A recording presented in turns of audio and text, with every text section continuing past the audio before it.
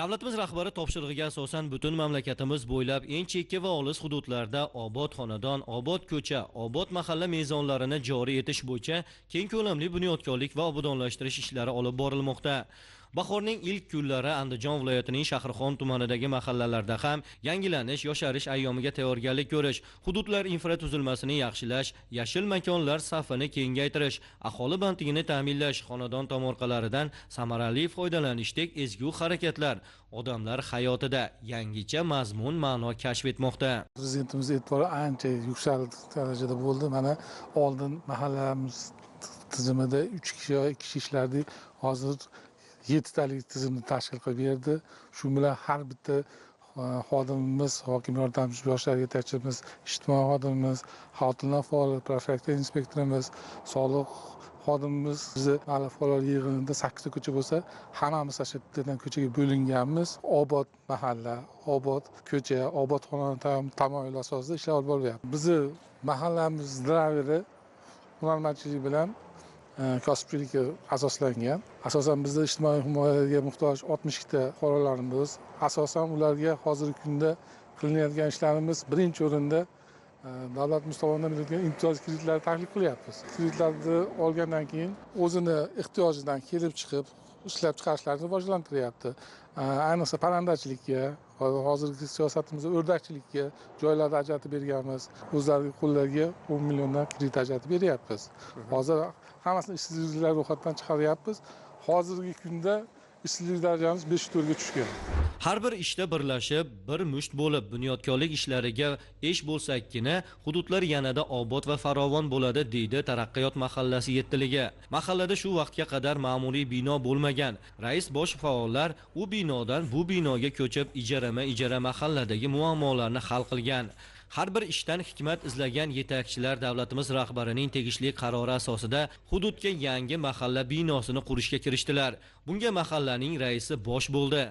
Oldin fuqarolar chiqardi muammosini ko'tarib, bizni Taraqqiyot MF idorasi yo'qligi uchun ko'chma-ko'ch qilib, hamma yoqda o'zimizning muammomiz o'zimiz bilan edi. Odamlarning muammosini yechishga qiynalardik. Shu munosabati bilan mana prezidentimiz topshiriqlari bilan mana o'zimizga bino qurilyapti. Yettilikka hammamizga alohida hokim yordamchisiga, yoshlar yetakchisiga, xotin-qizlarga, ijtimoiy xodimga, profilaktik inspektor hammamizga alohida xonalar qurilyapti. Ishsiz yoshlarni o'qitib, keyin ish bilan ta'minlash uchun tepasiga mahallamizdagi yosh tadbirkor o'zi ochib, shu o'quv kurslarini tashkil qilyapti. Bu yerda xorijiy tillarni o'rgatadi. Ushbu xonadon ijtimoiy reyestrda turuvchi Farhodjon Rasulovlarniki. 4 sotix tomorqada bugungi kunda mevali daraxt ko'chatlari parvarish qilinmoqda. Uning ostida mahalla faollari amaliy yordami bilan kartoshka urug'lari ekildi. Kambag'allikdan farovonlik sari dasturi asosida xonadon egasi uchun parranda, chorva hayvonlari olib berildi. Tuxum, sut mahsulotlari ro'zg'or uchun asqotmoqda, deydi Farhodjon. Har haftada ushbu oila vakillari holidan xabar olinib, tomorqa xo'jaligi va turmush tarzini yaxshilash yo'lida amaliy harakatlar qilinmoqda.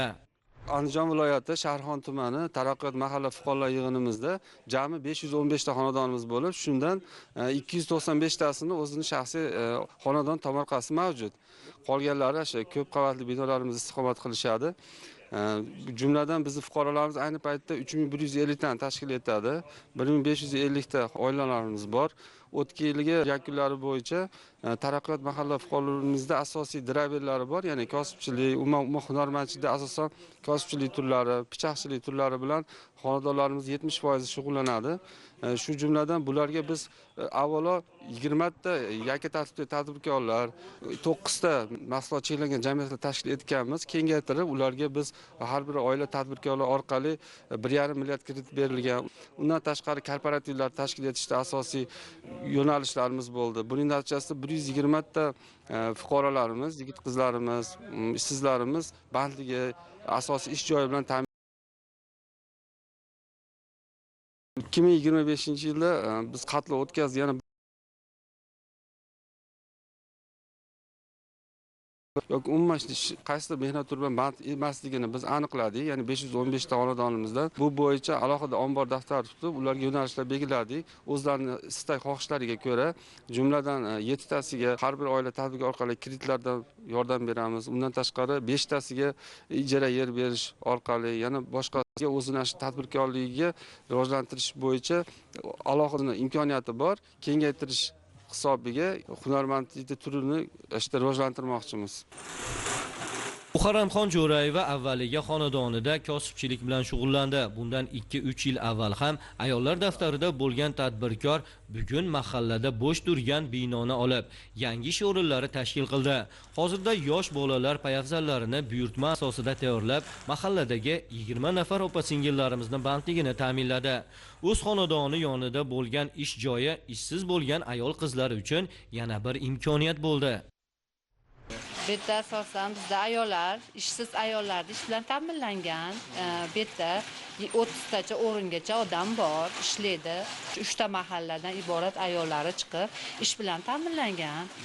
Endi bu yerda asosan yosh bolalarning poyafzali, kattalarning poyafzallarini chiqarish bilan mashg'ulmiz. Hammasini oilasiga, mana ro'zg'orlariga, bolalariga, mana hammasinikiga foydasi tegadigan bo'lib ish topishyapti. Endi o'zlarining harakatiga bog'liq. Bizniki ish bay tikkan ishiga qarab pullarini olishaveradi. Qishi bilan ham to'xtamaydi. Bu poyafzal bo'laveradi. Katta kichiklik uchun ketyapti mahsulot. Odamlar ish bilan ta'minlaganmiz. Xursand hammasi. Qo'qon, Samarqand, Toshkent, Buxorogacha ketyapti poyafzallarimiz. Taraqqiyot mahalla fuqarolar yig'inining asosiy ixtisoslashuvi pichoqchilik, temirchilik hisoblanadi. Ushbu hunar avloddan avlodga o'tib, saqlanib, sayqal topib kelmoqda. Shahrixon pichoqlarining bugun dovrug'i nafaqat mamlakatimizga, balki xorijiy davlatlarga ham keng yoyilgan. Usta hunarmandlar o'z xonadonlarida kichik ustaxonalar orqali oila vakillarini ishli qilmoqda. Shuningdek, usta shogird an'analari asosida hududdagi yoshlarni ham keng jalb qilib, bandligini ta'minlaganlar. Bir-biridan bejirim mahsulotlar hunarmandlarning brendi asosida xorijga eksport ham yo'lga qo'yildi. Asosan endi bizning mahallamiz pichoqchilik bilan shug'ullanishadi. Pichoqchilik bilan shug'ullanadigan Ahmadxo'jayev Eshonxo'ja fuqaromiz bor. U 8 ta avlod. Shu bilan 8 ta sulolasi bor. Hammasi bor. O'zini muzeyi bor, tayyor. Hamma sharoitlarni qilgan. Hozir kirgan joylarimiz o'g'illar shug'ullanyapti, o'zi ham shug'ullanyapti. Asosan pichoqchiligimiz rivojlangan. Oldin 3 kishi ishlardi xolos. 7 lik bilan. 7 lik bo'ldi. 7 likda hamma sharoitlarni qilib bergan. Oldin bilsangiz oylik masalasida ham hech qanaqa oylik olib ishlanmaganda, mana men uzoq vaqtdan men o'zim ham 5 yildan beri shu mahalla raisi bo'lib ishlayman.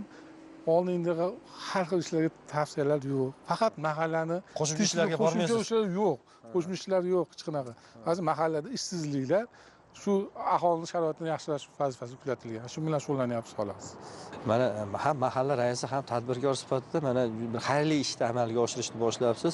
Endi haqiqatan ham mahallaga muammosini ko'tarib kelgan fuqaroni o'zida mahallani o'zi muammoga uchrab turgan bo'lsa, bu juda qiyin bo'lgan bo'lsa kerak. Necha yillar davomida mana shu binosiz idorada o'tirgansizlar, qayerlarda ishlagansizlar? Oldin ijaraga asosan u ko'chadan bu ko'chada yurilardi. Shuncha sharoit yaratib bergandan keyin 7-8 xodim bo'lgandan keyin o'zini binosi, o'zini joyi bo'lmasa, bundacha o'zimizni muammomiz o'zimiz bilan bo'lib qolardi.